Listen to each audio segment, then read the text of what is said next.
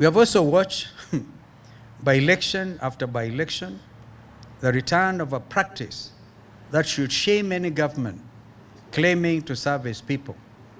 Kenyans lined up like school children, women in one queue, men in another, the youth in a third, to receive handouts from this regime's agents. And by the way, it was Mr. William Ruto who started this practice of very demeaningly asking people to line up. Asking people to line up, they're given 100 shillings, or 200 shillings, as the case may be. Can you imagine what that does to the psyche of the Kenyan father, mother? So, Mr. Ethkon, I would support you if you are to come up with a regulation banning, as we prepare to go for the next election, leaders who will be bribing people openly. That is not the Kenya we want, for sure. Number one, the IBC and the duty to hold elections. The chairperson of the Independent Electoral Boundaries Commission, Bwana Erastus Ndung Ethekon, has told Kenyans that the commission cannot hold elections in the current environment. I ask Ethekon plainly, what does the law actually say? The Constitution fixes the date of the 2027 general election.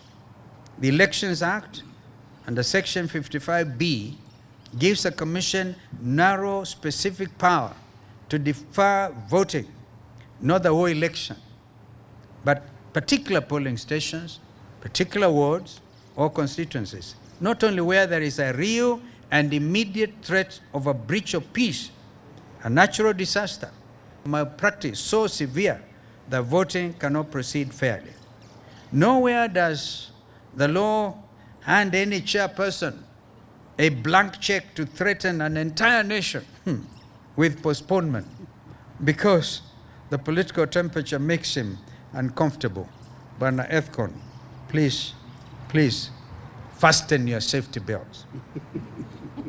If he cannot summon the spine to enforce the law as it is written, he should step aside for someone else who can. Kenya does not need an electoral commission that flinches. It needs one that counts. Yesterday, he called 5,000 watchmen.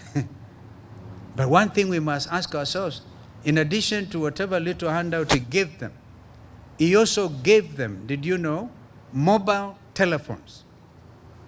Each person who went to State House yesterday was given a mobile telephone. What do you call that? Pre-rigging. We know that some of them will hand over those telephones, those mobile telephones, because they have conscience and they will not sell their country.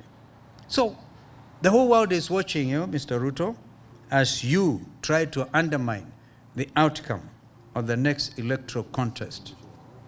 But we will not stand by, we'll call it out. This happened only yesterday. It is demeaning, as I said, and undignified. And it insults the memory of every Kenyan who has ever queued at a ballot box, not a handout line to choose their leaders. Yet, even despite these demeaning acts, the residents of our Kalao showed Kenya, the region, and indeed the world, that they will not be intimidated because of handouts and bribery. They showed all of us that one term is not only possible, but actually it is inevitable. Thirdly, Mr. Ndengwa Njiru becomes the party's first spokesperson, a new office created for a new season of struggle. Njiru, even as we speak, is not here. He's in court trying to get out our nominated member of parliament from Makueni County, Honorable Kana, who was arrested by a fleet of 10 Sumbaros yesterday out of Matiliko. Spent the whole night being driven all over the place. And so we do not even know whether he's at Milimani or whether they're taking him to Kibera. Ndengwa Njiru should be here but he is doing what he does very well, standing for dignity and justice of every Kenyan. Jiro, as I said, is a constitutional advocate of the High Court, constitutional lawyer, admitted to the bar in 2011, and founder of Ndegwa and Ndegwa Advocates, who has spent his career standing between ordinary citizens and the arbitrary exercise of power. Wakili Ndegwa has stood in the impeachment corridors of this country and stood beside young Kenyans arrested for exercising their constitutionally guaranteed rights. He has stood for members of parliament unlawfully detained. As I said, he's even exactly doing that now. Ndegwa will now stand at the podium of the Wiper Patriotic Front and speak for it with the same vigor and rigor he has brought to every courtroom he has entered. In fact, sometimes I end up telling Ndegwa Jiro in court, wait a minute, don't make that address. I still have some work to fashion him as a spokesperson. Wazalendo wenzangu, we are not only working hard, we are working smart. And that is why you see these new appointments and many others to come. And more will come, very strategically, very smartly worked on. Together, they strengthen a leadership bench built to take this country back from a regime that has mistaken state power for personal property. This work of renewal does not stop at the boundaries of WPF. As party leader of the Azimio la Umoja One Kenya coalition, I convened this past Tuesday, August the 4th, here in Nairobi, to press forward consultations that will knit this opposition into one credible front. We agreed, as we have always been, that division is this regime's only strategy. Therefore, we will not agree. And even if you see some disagreements between party leaders in the coalition, please don't take that very seriously. Yeah, we are united because we know if we divide the opposition, William Ruto will make it to his second term, which will be a terrible, terrible thing for this country. Those engagements continue, and they will not stop until every party and every leader who stands against captured governance stands under one roof, ready to deliver the united government in waiting. Yet even as we build, this regime continues to test the patience of Kenyans, and I will not let today pass without addressing what is unfolding before our very own eyes. I'm announcing 3 appointments to the leadership of the Wiper Patriotic Front, effective immediately. Number 1, the Honorable Jamlek Irungu Kamau, EGH, becomes chairman of the party. Honorable Kamau is a former cabinet minister for Nairobi Metropolitan Development, a 2-term member of parliament for Kigumo, a former commissioner of the Parliamentary Service Commission, and a man who served as national vice chairman of the Party of National Unity, that's PNU, and principal negotiator for the alliance that once governed this country. Honorable Kamau has spent 30 years building coalitions, balancing budgets, and holding fractious political houses together under pressure. That is precisely the discipline the Wiper Patriotic Front needs as we assemble the united alternative government in waiting, a coalition wide enough to defeat this regime and disciplined enough to govern after it. And as I said in Embu, before you go to 2060, we are in 2027. We have 3 years to Vision 2030 conclusion.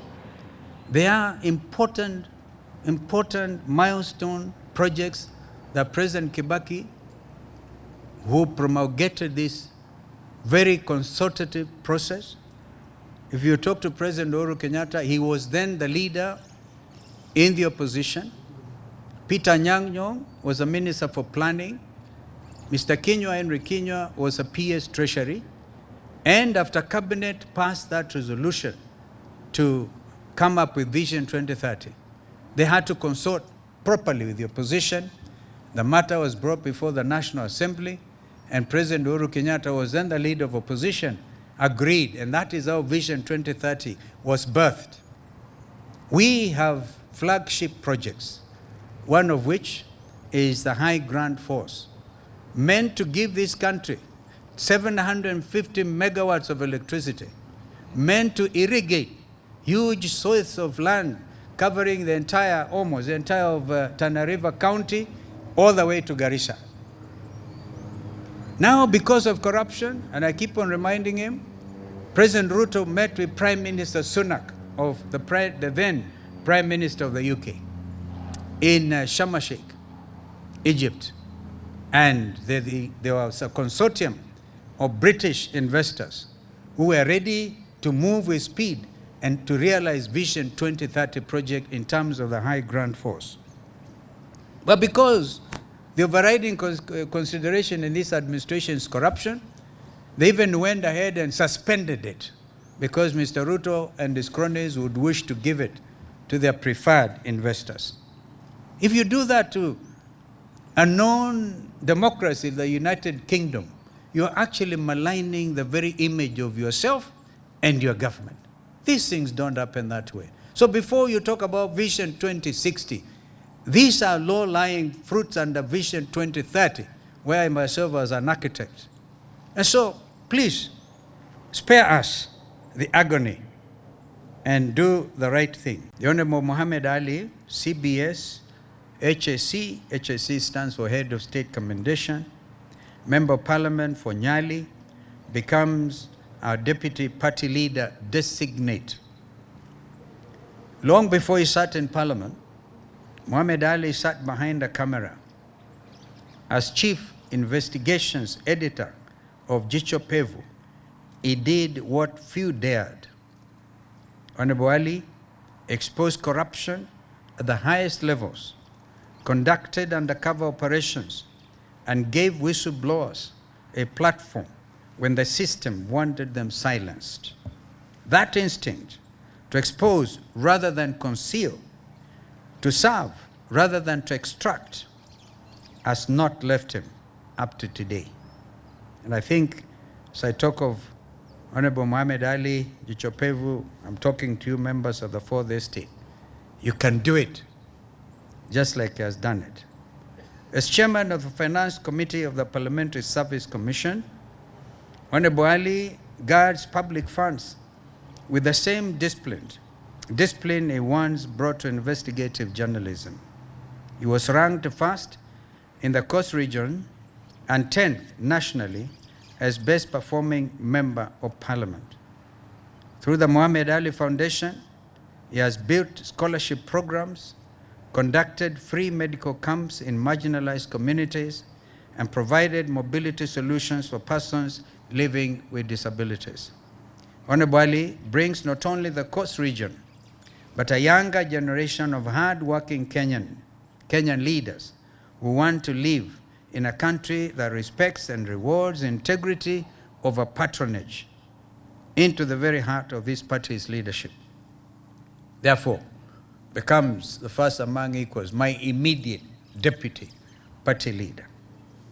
And he brings a name that this regime cannot buy and will not intimidate.